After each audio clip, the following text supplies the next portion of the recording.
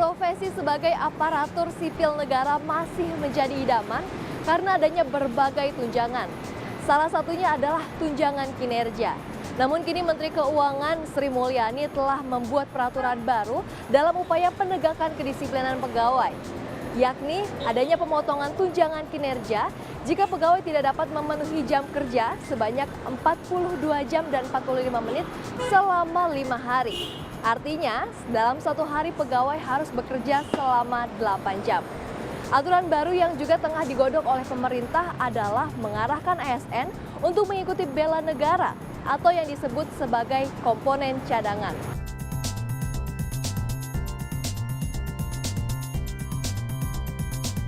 Sebetulnya parameternya bukan hanya jam kerja gitu kan, yang namanya kinerja itu kan ada parameter yang beberapa menjadi kesatuan gitu kan, yang bisa diukur nantinya kan output gitu kan, yang penting output sebetulnya.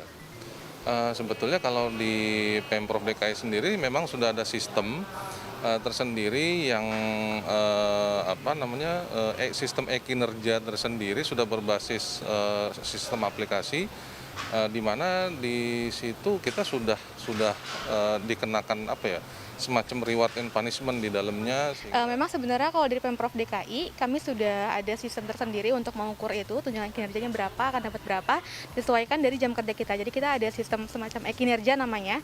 Nanti kita memasukkan setiap aktivitas kita, setiap harinya berapa jam sampai waktunya dan jenis aktivitasnya, dan itu nanti terhitung untuk pemasukan nantinya tunjangan kinerjanya berapa.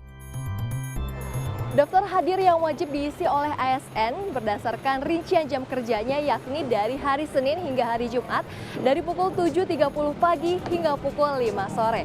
Yang membedakan adalah waktu istirahatnya, yakni dari hari Senin hingga hari Kamis, waktu istirahatnya dimulai dari pukul 12:15 siang dan berakhir pada pukul 1 siang. Adapun waktu istirahat di hari Jumat yakni dari pukul 11.30 hingga pukul 1:15 siang. Jadi bagi para pegawai yang melakukan pelanggaran jam ataupun hari kerja, seperti tidak masuk bekerja, melakukan keterlambatan datang ke bekerja, dan juga pulang lebih awal, tidak mengganti waktu keterlambatan, serta tidak mengisi daftar hadir berdasarkan bukti yang sah, maka pegawai akan dipotong tunjangan kinerjanya. Hal ini berdasarkan peraturan tertulis dari Kementerian Keuangan nomor 221 tahun 2021.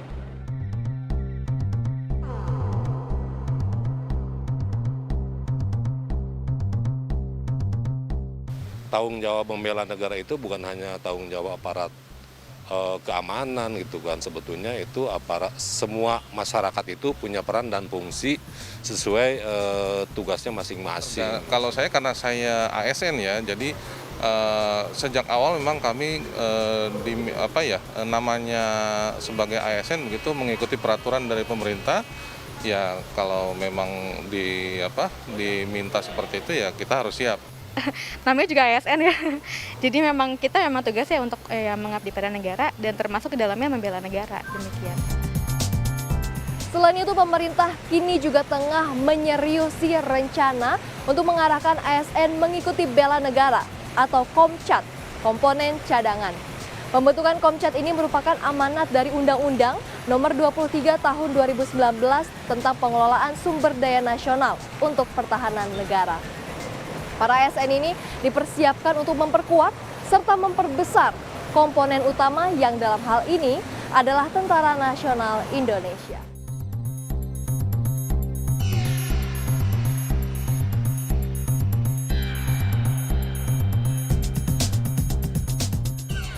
Selain mendapatkan berbagai fasilitas, jaminan, serta tunjangan, tentunya menjadi seorang ASN juga harus bisa memiliki integritas, profesional dalam bekerja, serta memberikan pelayanan yang cepat dan akurat.